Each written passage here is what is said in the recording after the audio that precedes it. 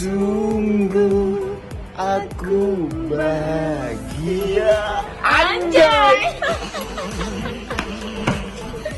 Itu jargonnya biasa. Tapi sebenarnya bukannya itu. Benih cinta yang kau tanam. Anjay. Sehingga cintaku berubah halus. Kamu bisa cari dirinya deh. Cool ya, keren gitu kan, maco gitu kan. Mana, Cok? Terus tiba-tiba saya harus kayak gitu, ibaratnya seorang, Mana, Cok? ibaratnya itu seorang Lee Min Ho berjiwa dangdut. Jadi tapi ya Oh, ngerasa mirip Lee Min Ho ya? mirip sama laki-laki kita. Sesuatu itu kita bisa belajar dari siapapun, kita bisa belajar sesuatu dari siapapun loh. Iya. Dari yang lebih tua, dari yang lebih muda, bahkan dari anak kecil sekalipun. Anak kecil itu nggak pernah bohong dan selalu ngomong apa adanya, dan itu kita bisa belajar dari situ. Jadi ya bukan karena Dede lebih muda harus saya yang selalu nasihatin Dede, nggak juga. Kadang Dede juga bisa ngasih masukan ke kamu. Seru lah, hari ini pecah banget. Seperti mati lampu, seperti mati lampu. Jayaan. Lucu lah Ya maksudnya. tapi seru banget sih. Apa? Coba. Ya, Kamu kemarin nggak pernah lihat sama- kakak joget ya? Masih nempel ya? pernah kan kakak joget ini. Terus tadi ada lagi kan gaya baru, style baru. Pas tadi ngeliat, ternyata jiwa dangdutnya sudah melekat Ternyata bakat kakak keluar. Ternyata kakak menemukan jati diri kakak. Mungkin Kak, waktu maksudnya kalau dia waktu lagi zaman-zamannya sungguh aku bahagia, nenek yang itu. Anjay. Gitu ya.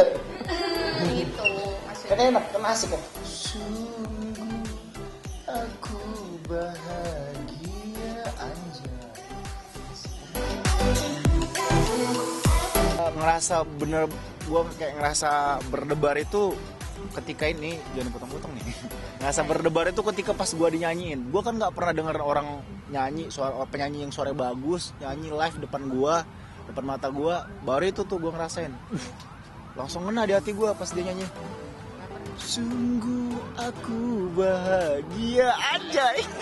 Biar saya pertama kali, saya ibarat bukan segmen saya sebenarnya ya, tapi saya mencoba melakukan yang terbaik, dan pertama kali saya nyanyi dangdut itu saya nervous banget tadi, karena di depan saya ada maestro legendnya dangdut yang emang udah ngetop ibaratnya, dan ya syukurnya saya punya partner yang ya ngebantu saya lah untuk tadi bisa nyanyi sampai selesai. Enggak juga, kapan kakak minta masukan apa sih? Tanpa disuruh dia udah ngasih masukan kok. Gitu. Ya, kalau bisa, Support kita kalau terus. bisa saat masa muda, masa yang berapi-api. Kayak kadang setelah ketemu Lesti kemarin, beberapa kali kayak saya nyanyi lagu dangdut loh, kalau nempel di kepala saya. Terus wah, mulai suka lagi nyanyi lagu dangdut nih gitu. Kan saya lupa, saya punya tangan. Gitu. Enggak, itu awal mulai karena saya ini sih. Itu awal mulai karena saya kan sering makan sambil main handphone. Jadi suatu momen saya buru-buru, sementara saya masih main handphone mulu. Udah dia disuapin sama dia tuh. Gitu. Lama-lama keenakan. Keterusan. Keenakan. Ya pokoknya itu ya. Anjay nggak? Anjay banget, sempet dulu beliau menurut pengakuan ibu saya sempat sering nonton gitu ya, nonton Dangdut Academy kan, ngeliat Lesti juga dulu udah lama. Beliau selalu muji Lesti di luar kemampuan skill nyanyi ya, tapi lebih ke attitude-nya, sikapnya segala macem. Dan saya bangga loh bisa punya teman penyanyi. Masa? Alhamdulillah. Hah? Ya bangga, soalnya saya jarang punya teman penyanyi. Ada teman saya yang penyanyi tapi udah nikah kan sama sahabat saya juga. Sama juga kamu ya.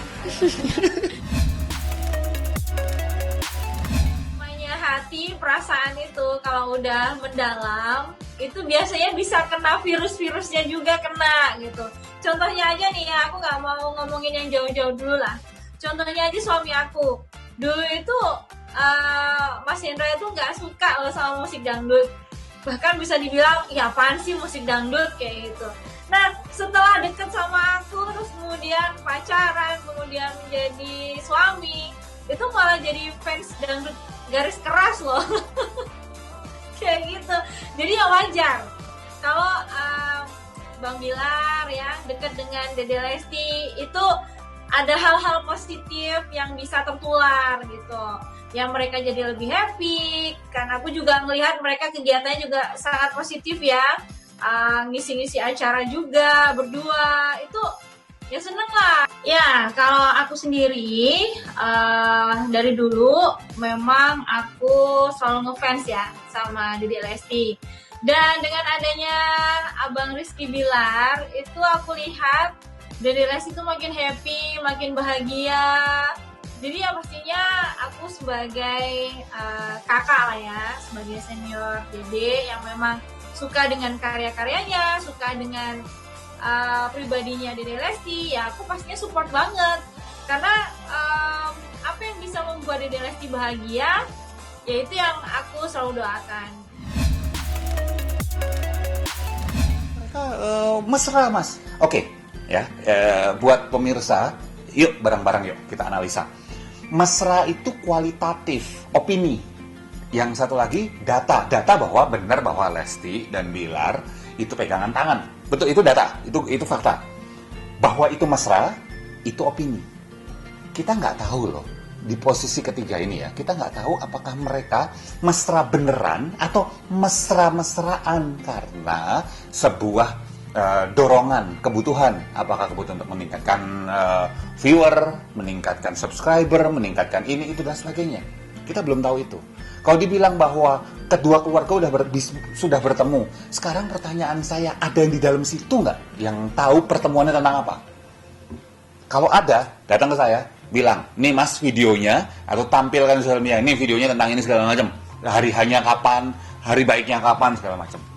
Selama 3 ini belum terjawab, sebetulnya yang kita lakukan bahwa mereka mau, oh ini nanti akan jadi nih halal nih dan segala macam, itu adalah gimmick marketing namanya.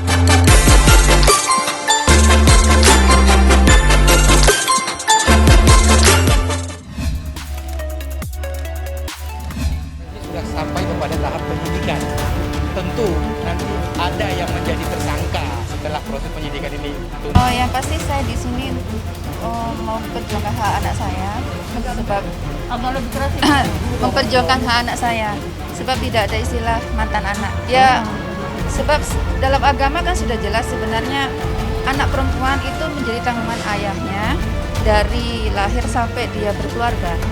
Sekali lagi dalam hal ini kita tidak pernah memikirkan hal itu, sebab saya sudah alhamdulillah lebih kekuatan untuk menguruskan anak saya sampai usia 17 tahun. Tapi sebenarnya lebih kepada perhatian dan kasih sayang selayaknya seorang ayah kepada anaknya. Untuk perkaranya kami sedang tangani, Mbak, masih proses penyelidikan. Jadi kami masih proses saksi dan korban sendiri kami lebih ke psikiater. Terima kasih. Ya pastinya sejak kalau dari lahir ya sampai kemarin kita mengurus ke LPA itu ya, dia baru berusaha untuk mencari tahu. Setelah buat laporan ya, bukan laporan. Bukan artinya dari awal udah ada umur, tidak ada. 16 tahun ya, setelah dia mengeluarkan buku itu kan, setelah roadshow mengatakan anaknya 11 orang. Sekarang ayah mana yang kalau memang benar-benar sayang anak kan, kalau memang dia mau niat expose anak dia yang 11, dia cari dulu anaknya yang satu ini untuk mengikhlaskan, saya akan menceritakan anak saya yang 11. Gitu kan? Seharusnya ketika dia kelas 6 SD. Itu baru tahu itu ayahnya. Itu baru tahu itu ayahnya. Itu baru tahu itu ayahnya. Ya, mungkin agak stres yang pasti karena memang kalau klien sih lebih ikhlas ya. Cuma anak-anaknya lebih punya lebih nggak terima lah. Ya 11-11-nya nggak terima gitu.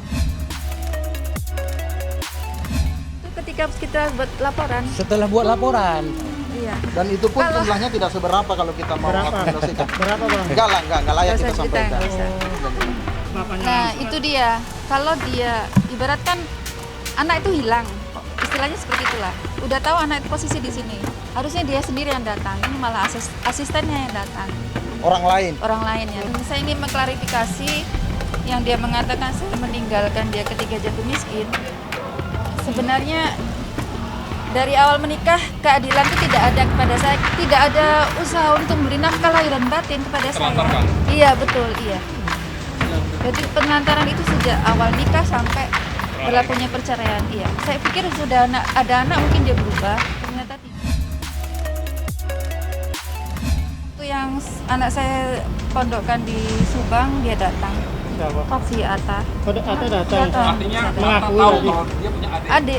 Mereka semua mengakui sebenarnya, tapi karena tidak ada usaha untuk menjelaskan sebenarnya secara publik ya, kalau mereka ada saudara lagi dari ibu yang lain. Sebab anak saya mempunyai hak memiliki ayah seperti anak-anak yang lain. Kan sebab dari lahir gitu ya? tidak Pasti bertanya tahu, bapaknya tidak siapa. tahu wajah ayahnya kan. Dan dia bilang seperti ayahnya bilang kemarin, bahwa saya meninggalkan ayahnya ketika jatuh miskin. Terganggu itu kan gini, nggak terima itu kan nggak harus nongol di media terus marah-marah. Nggak ada yang tahu kan saat dia sendiri, saat dia diam kan nggak ada yang tahu. Saya rasa laki-laki gentle itu bukan cuap-cuap marah-marah nggak jelas, tapi yang dia tinggalkan.